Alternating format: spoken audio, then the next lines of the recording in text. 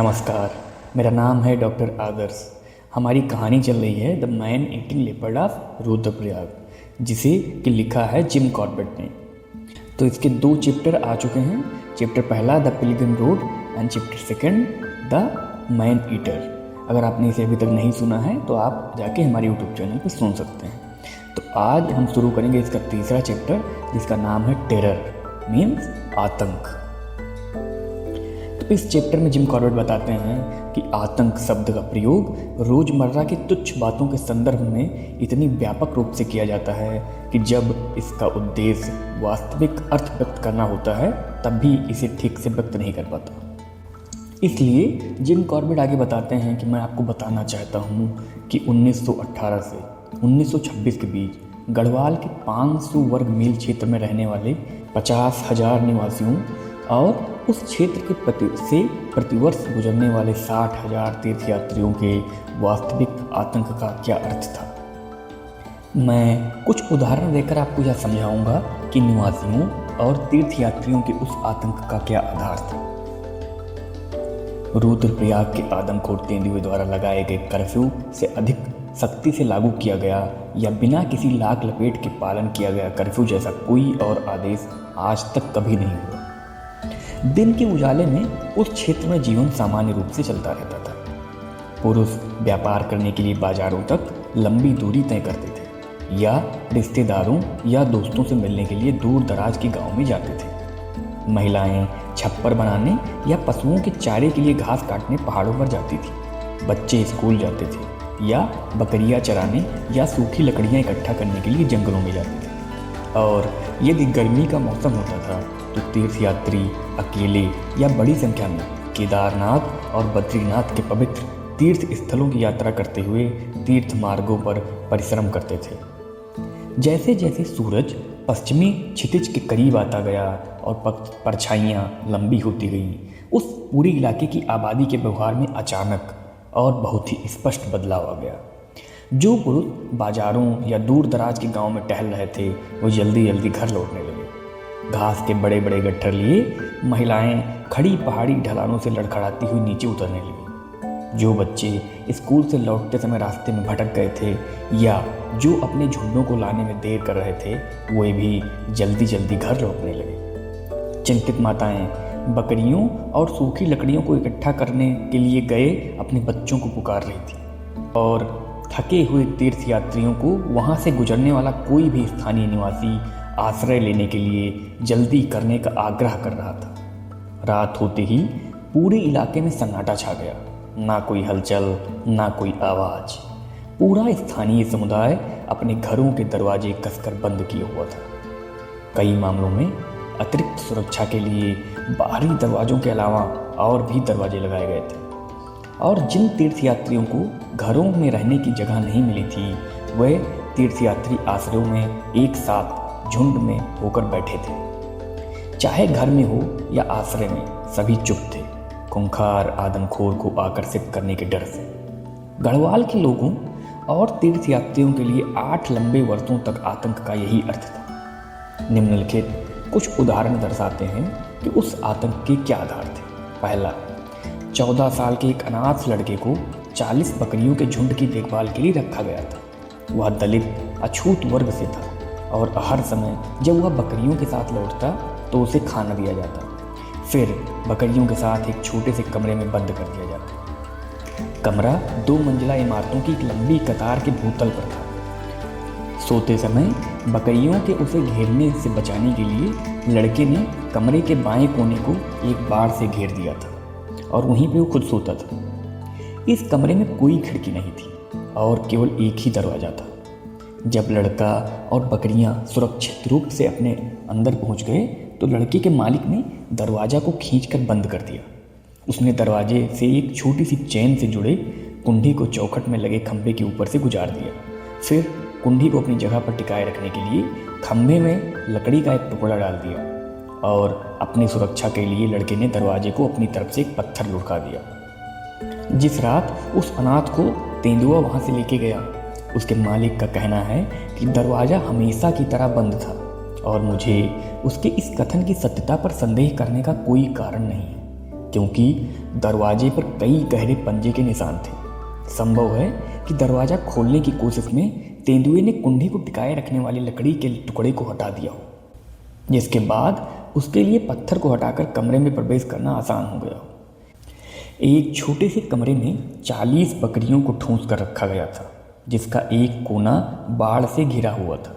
ऐसे में तेंदुए के पास घूमने फिरने के लिए ज़्यादा जगह नहीं बची होगी। यह अनुमान लगाना मुश्किल है कि तेंदुए ने दरवाजे से लेकर लड़के के कमरे के कोने तक की दूरी बकरियों की पीठ पर चढ़कर तय की है या उनकी पीठ के नीचे से, क्योंकि इस समय तक सभी बकरियां अपने पैरों पर खड़ी हो चुकी होंगी।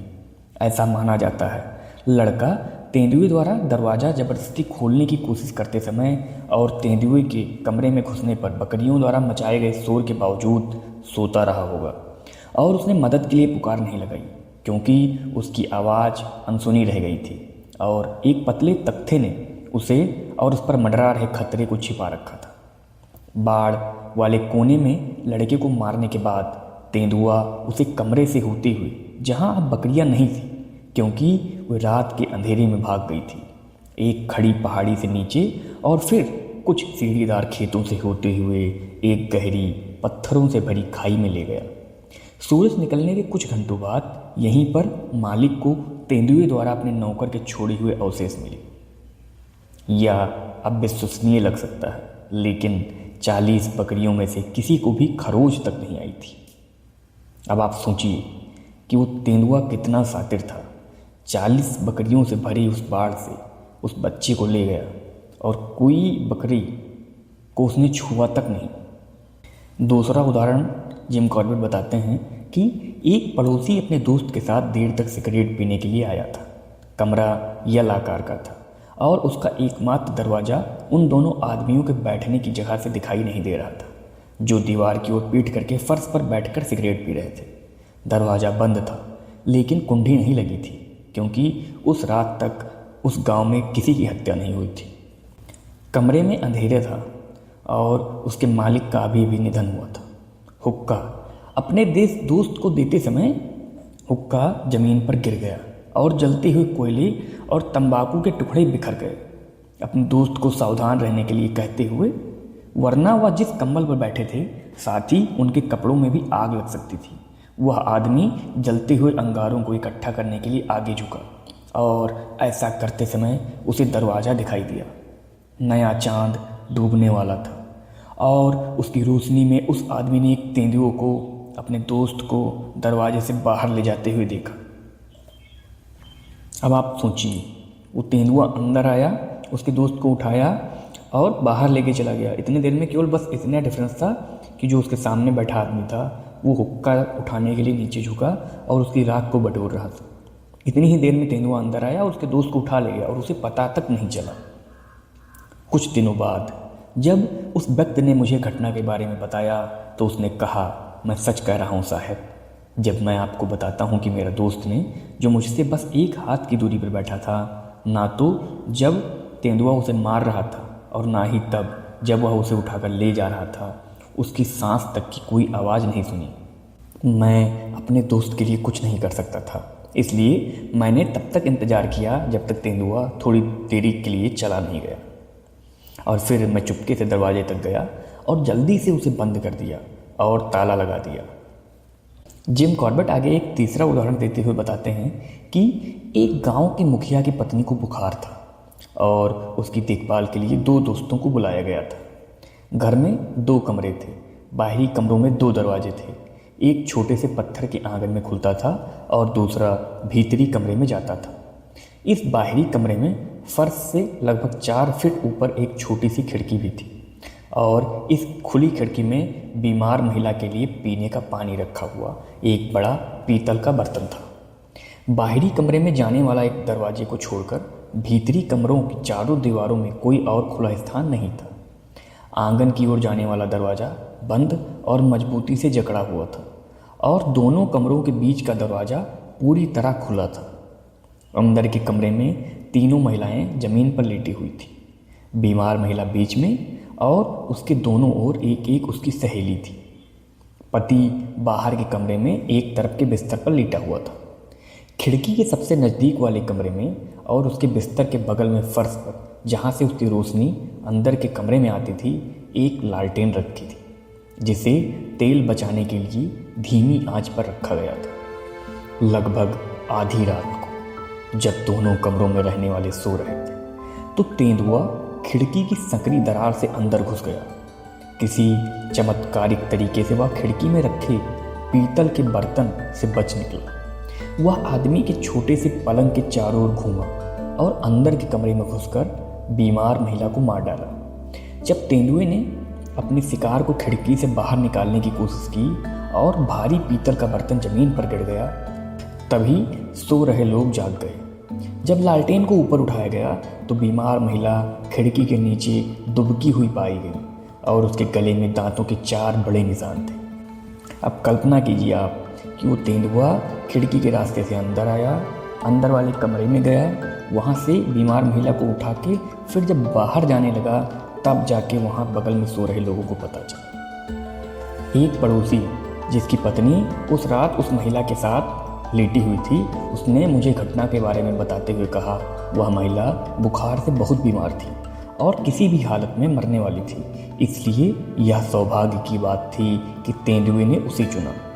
जिम कॉर्बेट आगे उदाहरण देते हुए बताते हैं कि 2 गुज्जर भाई अपने 30 भैंसों के झुंड को एक चारागाह से दूसरे चारागाह में ले जा रहे थे और उनके साथ बड़े भाई की 12 वर्षीय बेटी भी थी। वह उस इलाके के अजनबी थे और या तो उन्होंने आदमखोर तेंदुए के बारे में नहीं सुना था, जो कि अधिक संभावित है। उन्होंने सोचा कि भैंसें उन्हें वह सारी सुरक्षा प्रदान करेंगी जिसकी उन्हें आवश्यकता है। सड़क के पास और 8000 फीट की ऊंचाई पर समतल जमीन की एक संकरी पट्टी थी जिसके नीचे लगभग 1/4 एकड़ में फैला एक हंसिया के आकार का सीढ़ीदार खेत था, जो लंबे समय से खेती के लिए अनुपयुक्त था। उन लोगों ने इस स्थान को अपने शिविर के लिए चुना और चारों ओर फैले जंगल में खूंटे काटकर उन्हें खेतों में गहराई तक गाड़ दिया और अपनी भैंसों को एक लंबी कतार में उनसे बांध दिया। लड़की द्वारा तैयार किए गए शाम के भोजन के बाद, खाना खाने के बाद तीनों ने सड़क और भैंसों के बीच की सकरी जमीन पर अपने कंबल बिछाए और सो गए। वह एक अंधेरी रात थी और सुबह होने से कुछ समय पहले भैंसों की घंटियों की तेज आवाज़ और डरे हुए जानवरों की फुफकार से आदमी जाग गया। लंबे अनुभव से जानते हुए कि ये आवाज़ें मांसाहारी जानवरों की उपस्थिति का संकेत देती हैं, आदमियों ने एक लालटेन जलाई और भैंसों को शांत करने और यह देखने के लिए कि उनके बीच गए कि कहीं कोई भैंस खम्भों से बंधी रस्सियों को तो नहीं तोड़ रही है। वे लोग कुछ ही मिनटों के लिए बाहर गए थे और जब अपने सोने के स्थान पर लौटे तो उन्होंने पाया कि जिस लड़की को वो सोता हुआ छोड़कर गए थे वह गायब थी। जिस कंबल पर वह लेटी थी उस पर खून के बड़े बड़े धब्बे थे। जब उजाला हुआ तो पिता और उसके चाचा खून के निशान का पीछा करते हुए आगे बढ़े। निशान बंधी हुई भैंसों की कतार के चारों ओर से होते हुए संकरे खेत को पार करते हुए कुछ गज नीचे ढलान वाली पहाड़ी पर उस जगह तक गया जहां तेंदुए ने अपने शिकार को खाया था। मेरे भाई का जन्म अशुभ नक्षत्र में हुआ था साहब, क्योंकि उनका कोई पुत्र नहीं है। उनकी केवल एक ही पुत्री थी जिसकी जल्द ही शादी होने वाली थी और जिससे उन्हें संतान की उम्मीद थी। अब तेंदुए ने उसे आकर और उसे खा लिया। मैं इस बारे में बहुत कुछ बता सकता हूँ क्योंकि कई शिकार हुए थे और हर एक की अपनी एक दुखद कहानी है, लेकिन मुझे लगता है कि मैंने इतना कह दिया जिससे आप आश्वस्त हो जाएंगे कि गढ़वाल के लोगों के पास रुद्रप्रयाग के आदमखोर तेंदुए से भयभीत होने का पर्याप्त कारण था। गढ़वाली लोग कुल मिलाकर बेहद अंधविश्वासी होते हैं और तेंदुए के साथ शारीरिक संपर्क के भय के साथ साथ उन्हें अलौकिक शक्तियों का भी बहुत भय था, जिसका एक उदाहरण मैं आपको दूंगा। एक सुबह तड़के ही मैं रुद्रप्रयाग स्थित छोटे से एक कमरे वाले निरीक्षण बंगले के लिए निकला और जैसे ही मैंने कदम बढ़ाया, बरामदे से मैंने धूल में जहां जमीन इंसानी पैरों के निशान से घिस गई थी, आदमखोर जानवर के पदचिन्ह देखे। पंजों के निशान बिल्कुल ताजे थे और यह दर्शाते थे कि तेंदुआ मुझसे कुछ ही मिनट पहले बरामदे के बाहर निकला था और जिस दिशा से वे निशान इशारा कर रहे थे उससे यह स्पष्ट था कि बंगले में अपनी असफल यात्रा के बाद तेंदुआ लगभग 50 गज दूर स्थित तीर्थ यात्रा मार्ग की ओर जा रहा था। बंगले और सड़क के बीच जमीन की कठोर सतह के कारण पीछा करना संभव नहीं था, लेकिन जैसे ही मैं द्वार पर पहुंचा मैंने देखा कि पैरों के निशान गोला बाराई की दिशा में जा रहे थे। पिछली शाम भेड़ों और बकरियों का एक बड़ा झुंड सड़क से नीचे गया था और उनके द्वारा उड़ाई गई धूल में तेंदुओं के पदचिन्ह ऐसे स्पष्ट रूप से दिखाई दे रहे थे जैसे ताजा गिरी बर्फ पर दिखाई देते हैं। तब तक मैं आदमखोर तेंदुए के पदचिन्हों से काफ़ी परिचित हो चुका था और उन्हें 100 तेंदुओं के पदचिन्हों से आसानी से अलग पहचान सकता था। मांसाहारी जानवरों के पदचिन्हों से बहुत कुछ सीखा जा सकता है, जैसे कि लिंग, उम्र, आकार आदि। मैंने आदमखोर तेंदुए के पदचिन्हों को पहली बार देखते ही बहुत ध्यान से देखा था और मैं जान गया था कि वह एक विशालकाय नर तेंदुआ था जो अपनी जवानी का समय पार कर चुका था। आज सुबह जब मैंने आदमखोर के पदचिन्हों का पीछा किया तो मैंने देखा कि वह मुझसे कुछ ही मिनट आगे था और वह धीमी और एक समान गति से आगे बढ़ रहा था। सुबह सुबह सड़क पर कोई यातायात नहीं था और यह सड़क कई छोटी छोटी खाइयों से होकर गुजरती थी। क्योंकि यह संभव था कि तेंदुआ इस बार दिन के उजाले के बाद बाहर न निकलने के अपने नियम को तोड़ दे, इसलिए मैं हर मोड़ पर अत्यंत सावधानी से रेंगता हुआ जब तक कि एक मील आगे जाकर मुझे वह जगह नहीं मिल गई जहाँ वह सड़क छोड़कर घनी झाड़ियों और पेड़ों के जंगल में एक पहाड़ी रास्ते पर चला गया था। जिस स्थान से तेंदुआ सड़क से निकला था उससे 100 गज की दूरी पर एक छोटा सा खेत था जिसके बीच में कांटों की बाढ़ थी, जिसे खेत के मालिक ने सामान ढोने वालों को वहां डेरा डालने के लिए प्रोत्साहित करने के लिए बनवाया था। तेंदुए पर हमले के लिए जगह बनाई गई और जाने माने निशानेबाज पेड़ों पर बैठकर गोलियां और तीर चला रहे थे। जब उसे मारने के सभी प्रयास विफल हो गए तो लोगों में भारी दहशत फैल गई और सूर्यास्त से सूर्योदय के बीच कोई भी अपने घरों से बाहर निकलने की हिम्मत नहीं कर रहा था। फिर मेरे पिता के गांव और आसपास के गांवों के प्रधानों ने सभी पुरुषों को पंचायत में बुलाया और जब सब लोग इकट्ठा हो गए तो पंच ने सभा को संबोधित करते हुए कहा कि वे इस आदमखोर तेंदुए से छुटकारा पाने के लिए पहले आजमाए गए उपायों के अलावा कोई दूसरा उपाय खोजने के लिए एकत्रित हुए। तभी शमशान घाट से लौटा एक बूढ़ा व्यक्ति जिसका पोता पिछली रात मारा गया था उठा और बोला कि उसके घर में घुसकर उसके पोते को जो उसके पास सो रहा था मारने वाला कोई तेंदुआ नहीं था, बल्कि उनके समुदाय का ही कोई था जो मानव मांस और रक्त की लालसा होने पर तेंदुए का रूप धारण कर लेता था। उसने कहा कि ऐसे तेंदुओं को पहले आजमाए गए तरीकों से नहीं मारा जा सकता, जैसा कि सिद्ध हो चुका है, और उसे केवल आग से ही मारा जा सकता है। उसका शक खंडहर मंदिर के पास की झोपड़ी में रहने वाले मोटे साधु पर है। इस बात पर सभा में खूब हंगामा हुआ। कुछ लोगों का कहना था कि पोते की मृत्यु में शोक में डूबे बूढ़े व्यक्ति का मानसिक संतुलन बिगड़ गया है, जबकि अन्य लोगों का कहना था कि वह सही कह रहे हैं। बाद वालों को याद आया कि साधु लगभग उसी समय गांव पहुंचे थे जब हत्याएं शुरू हुई थी, और यह भी याद दिलाया गया कि हत्या के अगले दिन साधु दिन भर धूप में अपने पलंग पर लेटे लेटे सोते रहते थे। जब व्यवस्था बहाल हो गई तो इस मामले पर काफ़ी देर तक बहस हुई और अंततः पंचायत ने फैसला किया कि तत्काल कोई कार्रवाई नहीं की जाएगी, लेकिन भविष्य में साधुओं की गतिविधियों पर नज़र रखी जाएगी। इसके बाद उपस्थित लोगों को 3 दलों में विभाजित किया गया। पहला दल उस रात से निगरानी शुरू करे जब अगली हत्या की उम्मीद की जा सकती थी, क्योंकि हत्याएं कमोबेश नियमित अंतराल पर होती रहती थी। जिन रातों में पहली और दूसरी टुकड़ी पहरा दे रही थी, उन रातों में साधु अपनी कुटिया से बाहर नहीं निकला। मेरे पिता तीसरे दल के साथ थे और सूर्यास्त होते ही वह चुपचाप अपनी अपनी जगह पर बैठ गए और कुछ ही देर बाद झोपड़ी का दरवाज़ा धीरे से खुला और साधु बाहर निकले और रात के अंधेरे में गायब हो गए। कुछ घंटों बाद पहाड़ की ढलान पर दूर स्थित कोयला जलाने वाले की झोपड़ी की दिशा में एक दर्द भरी चीख रात की हवा में गूंजती हुई आई और उसके बाद सन्नाटा छा गया। मेरे पिता के दल में से किसी ने भी उस रात आंखें नहीं बंद की, और जैसे ही पूर्व में धुंधली सुबह हो रही थी, उन्होंने साधु को जल्दी से घर आते देखा और उसके हाथों और मुंह से खून टपक रहा था। जब साधु अपनी कुटिया के अंदर जाकर दरवाज़ा बंद कर लिए तो पहरेदार उसके पास गए और बाहर से लटकती हुई जंजीर को चौखट में लगे खंभे के ऊपर से गुजार कर उसे जकड़ दिया। फिर वे सब अपने अपने भूसे के ढेर के पास गए और भूसे का एक बड़ा गट्ठर लेकर लौटे। और जब उस सुबह सूरज निकला तो कुटिया की जगह केवल सुलगती हुई राख ही बची थी। उस दिन से हत्याएं बंद हो गई। इन इलाकों के कई साधुओं में से किसी पर भी अभी तक संदेह नहीं किया गया, लेकिन जब ऐसा होगा तो मेरे पिता के उस समय अपनाई गई विधि को मेरे समय में अपनाया जाएगा और उस दिन तक आने वाले गढ़वाल के लोगों को कष्ट सहना पड़ेगा। आपने मुझसे पूछा क्या मैं आपको बकरी बेचूं? साहब, मैं आपको बकरी नहीं बेचूंगा क्योंकि मेरे पास कोई अतिरिक्त बकरी नहीं है। लेकिन अगर मेरी कहानी सुनने के बाद भी आपको किसी ऐसे जानवर की ज़रूरत हो जिसे आप आदमखोर तेंदुए के लिए बांध सके, तो मैं आपको अपनी एक भेड़ उधार दे दूंगा।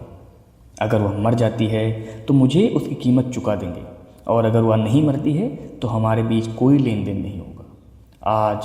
आज रात मैं यहीं विश्राम करूंगा और कल सुबह लगभग 4 बजे उगने वाले भूतिया नक्षत्र, जिससे गढ़वाल के सभी चरवाहे अपनी यात्रा शुरू करते हैं, कि उदय होते ही मुझे अपने रास्ते पर निकलना होगा। उस समय सूर्यास्त के समय मैं कांटेदार बाड़े में लौटा और मेरे साथी ने बड़ी खुशी से मुझे अपने झुंड में से भेड़ चुनने दिया। मुझे लगा कि एक मोटी भेड़ तेंदुए को 2 रातों का भोजन देने के लिए काफ़ी भारी थी। मैंने उस भेड़ को झाड़ियों वाले जंगल में उस रास्ते के पास बांध दिया जिस पर तेंदुआ लगभग 12 घंटे पहले गया था। अगली सुबह मैं जल्दी उठा। बंगले से निकलते ही मुझे फिर से आदमखोर के पदचिन्ह दिखाई दिए जहाँ से वह बरामदे से उतरा था। गेट पर मैंने देखा कि वह गोला बाराई की दिशा में सड़क पर आया था और बंगले पर रुकने के बाद रुद्रप्रयाग बाजार की ओर चला गया था। यह तथ्य कि तेंदुआ किसी इंसान का शिकार करने की कोशिश कर रहा था, इस बात का प्रमाण था कि उसे मेरे द्वारा उपलब्ध कराई गई भेड़ों में कोई दिलचस्पी नहीं थी, और इसलिए मुझे यह देखकर आश्चर्य नहीं हुआ कि उसने भेड़ का कोई भी हिस्सा नहीं खाया था, जिसे उसने जाहिर तौर पर मेरे द्वारा बांधने के तुरंत बाद मार डाला था। अपने घर वापस जाओ साहब, और अपना समय और पैसा बचाओ, यह बूढ़े चरवाहे की विदाई सलाह थी। जब उसने अपने झुंड को सीटी बजाकर अलविदा कहा और हरिद्वार की ओर सड़क पर चढ़ पड़ा। कुछ साल पहले रुद्रप्रयाग के पास एक ऐसी ही घटना घटी थी जिसका सुखद अंत इतना दुखद नहीं हुआ।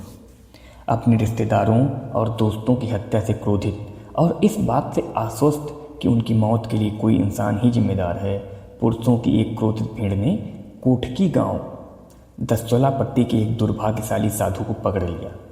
लेकिन इससे पहले कि वे उस पर अपना बदला ले पाते, गढ़वाल के तात्कालिक उपायुक्त फिलिप मेसन, जो आसपास ही डेरा डाले हुए थे, घटना स्थल पर पहुंच गए। भीड़ के गुस्से को देखकर और अपने व्यापक अनुभव के कारण मेसन ने कहा कि उन्हें इसमें कोई संदेह नहीं कि असली अपराधी को पकड़ लिया गया है, लेकिन साधु को पीट पीट कर मार डालने से पहले न्याय की मांग कि उसका अपराध साबित किया जाए, इसके लिए उन्होंने सुझाव दिया कि साधु को गिरफ्तार कर दिन रात कड़ी सुरक्षा में रखा जाए। भीड़ इस सुझाव से सहमत हो गई और 7 दिन और 7 रातों तक साधु की पुलिस द्वारा कड़ी सुरक्षा की गई और जनता ने भी उतनी ही सावधानी से उस पर नज़र रखी। 8वीं सुबह जब गार्ड और पहरेदारों को बदला जा रहा था, तभी खबर आई कि कुछ मील दूर एक गांव में पिछली रात एक घर में चोरी हुई थी और एक आदमी को अगवा कर लिया गया था।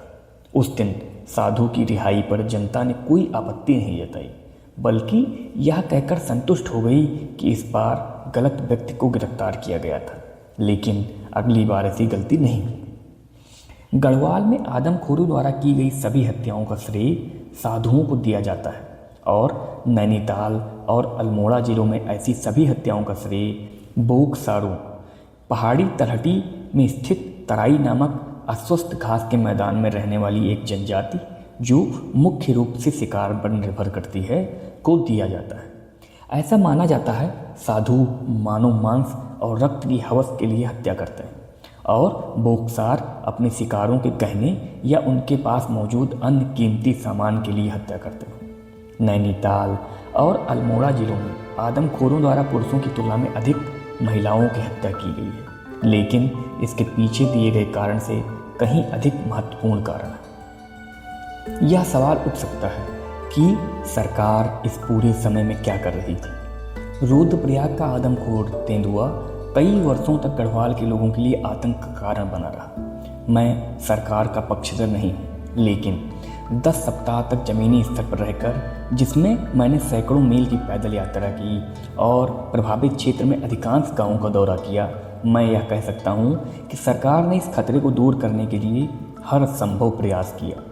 स्थानीय लोगों का मानना था कि 10,000 रुपये नकद और 2 गांवों का उपहार देने का इनाम घोषित किया गया था, जो गढ़वाल के 4,000 लाइसेंसधारी बंदूक धारकों में से प्रत्येक को आदमखोर बाघ का शिकार करने के लिए पर्याप्त प्रोत्साहन था। चुने हुए शिकारियों की अच्छी तनख्वाह पर नियुक्त किया गया था और उन्हें आदमखोर तेंदुओं को मारने के सफल प्रयासों के लिए विशेष पुरस्कार देने का वादा किया गया था।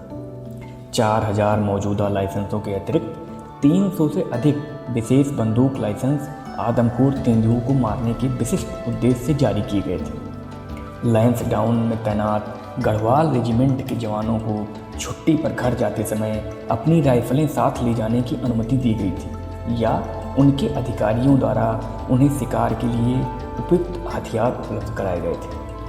पूरे भारत के खेल प्रेमियों से प्रेस के माध्यम से तेंदुओं को नष्ट करने में सहायता करने की अपील की गई। गांवों के प्रवेश द्वारों और आदमखोर तेंदुओं के आने जाने वाले रास्तों पर बकरियों को चारे के रूप में रखकर दर्जनों जाल लगाए गए।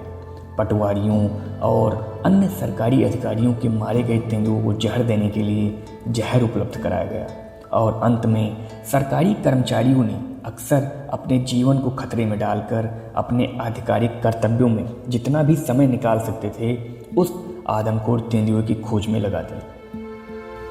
इन सभी अनेक और संयुक्त प्रयासों का कुल परिणाम यह था कि तेंदुए के बाएं और पिछले पैर के तलवे पर गोली लगने से मामूली घाव हुआ, जिससे उसके एक पंजे की त्वचा का एक छोटा सा टुकड़ा छिल गया और गढ़वाल के उप आयुक्त द्वारा सरकारी अभिलेखों में यह दर्ज किया गया कि किसी भी तरह के दुष्प्रभाव से पीड़ित होने के बजाय तेंदुआ मानव हत्याओं के माध्यम से अवशोषित जहर से फलता फूलता और उत्तेजित होता हुआ प्रतीत होता है।